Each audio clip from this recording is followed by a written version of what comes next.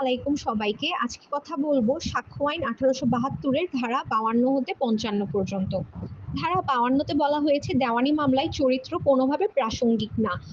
সহজ ভাষায় বলতে গেলে যদি কারো বিরুদ্ধে দেওয়ানি মামলা হয়, যেমন চুক্তি ভঙ্গ, টাকা না দেওয়া, তাহলে আপনি তার ভালো বা খারাপ চরিত্র বলে প্রমাণ দিতে পারবেন না। কেউ যদি খারাপ লোক হয়, তাই সে মিথ্যা বলেছে, এই ধরনের যুক্তি চলবে না। উদাহরণে বলা যাক, মোহাম্মদ রহমানের বিরুদ্ধে মামলা হয়েছে কারণ তিনি টাকা ফেরত দেননি। বিপক্ষ বলছে তিনি সবসময় মিথ্যা বলেন, তিনি খারাপ লোক, তাই নিশ্চয়ই টাকা ফেরত দেননি। এখানে তিনি খারাপ নাকি ভালো তা কিন্তু কোনোভাবে প্রাসঙ্গিক না। প্রাসঙ্গিক হচ্ছে তিনি টাকা ফেরত দেননি, তাই এখানে চরিত্র প্রাসঙ্গিক হচ্ছে না।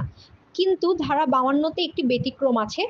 যদি চরিত্র কোনোভাবে প্রাসঙ্গিক বিষয়ের সাথে সম্পর্কযুক্ত হয়, তখন কিন্তু চরিত্র প্রাসঙ্গিক হয়ে যায়। যেমন রুবি একজনকে নিয়ে মানহানির মামলা করেছেন কারণ কেউ তাকে বলেছে সে দুর্নীতিবাজ। বিপক্ষ বলছে রুবি সত্যিই দুর্নীতির সঙ্গে জড়িত। এক্ষেত্রে কিন্তু রুবির চরিত্র প্রাসঙ্গিক, রুবি দুর্নীতির সঙ্গে জড়িত হওয়া প্রাসঙ্গিক, কারণ মামলার মূল কথাই হলো এই অভিযোগটা সত্য কিনা। তাহলে বলা যায় সাধারণত দেওয়ানি মামলায় চরিত্র প্রাসঙ্গিক না, কিন্তু যদি চরিত্র কোনোভাবে প্রাসঙ্গিক বিষয়ের সাথে সম্পর্কযুক্ত হয়, তখন কিন্তু চরিত্র প্রাসঙ্গিক হয়ে দাঁড়ায়। ধারা ৫৩তে বলছে ক্রিমিনাল মামলায় পূর্বের ভালো চরিত্র প্রাসঙ্গিক। ক্রিমিনাল মামলায় আসামি তার ভালো চরিত্র প্রমাণ করতে পারে, এটি দেখানোর জন্য যে সে অপরাধ করার সম্ভাবনা কম।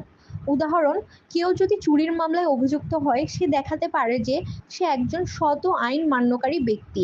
অর্থাৎ ক্রিমিনাল মামলার ক্ষেত্রে কিন্তু পূর্বের ভালো চরিত্র বা গুড ক্যারেক্টার রিলেভেন্ট। অন্যদিকে ৫৪তে তার উল্টা বলছে। ৫৪তে বলছে পূর্বের খারাপ চরিত্র প্রাসঙ্গিক নয়, তবে পাল্টা জবাবে প্রাসঙ্গিক হতে পারে।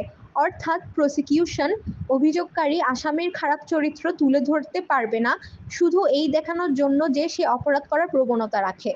কিন্তু যদি আসামি প্রথমে নিজের ভালো চরিত্র প্রমাণ করে, তবে প্রসিকিউশন পাল্টা খারাপ চরিত্র তুলে ধরতে পারে। এখানে দুটি ব্যাখ্যা আছে।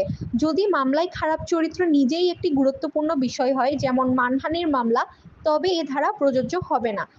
ব্যাখ্যা ২-এ বলা হয়েছে পূর্বে শাস্তিপ্রাপ্ত হওয়া আসামির খারাপ চরিত্রের প্রমাণ হিসেবে প্রাসঙ্গিক। মানে পূর্বে যদি শাস্তিপ্রাপ্ত হয়ে থাকে আসামি, তাহলে তার খারাপ চরিত্র প্রমাণ হিসেবে প্রাসঙ্গিক হবে। ধারা ৫৫তে বলছে সিভিল মামলায় ক্ষতিপূরণের পরিমাণ নির্ধারণে চরিত্র প্রাসঙ্গিক। সিভিল মামলায় চরিত্র তখনই প্রাসঙ্গিক হয় যখন তা ক্ষতিপূরণের পরিমাণকে প্রভাবিত করে। অর্থাৎ মানহানির মামলায় যদি প্রমাণ হয় যে বাদী ব্যক্তির খারাপ সুনাম ছিল, তবে ক্ষতিপূরণের পরিমাণ কমে যেতে পারে। ধারা ৫২ হতে ৫৫ পর্যন্ত বুঝায় সুনাম বলতে মানুষ কি ভাবে, আর স্বভাব বলতে বোঝায় প্রকৃত চারিত্রিক গুণ। তাই চরিত্র বলতে বোঝায় সুনাম ও স্বভাব দুটোকেই। আশা করি আপনাদের কাছে ৫২ হতে ৫৫ পর্যন্ত অনেকটুকু সহজ লাগছে। আমাদের ভিডিও ভালো লাগলে অবশ্যই চ্যানেলে সাবস্ক্রাইব করবেন এবং লাইক দিয়ে রাখবেন। ধন্যবাদ।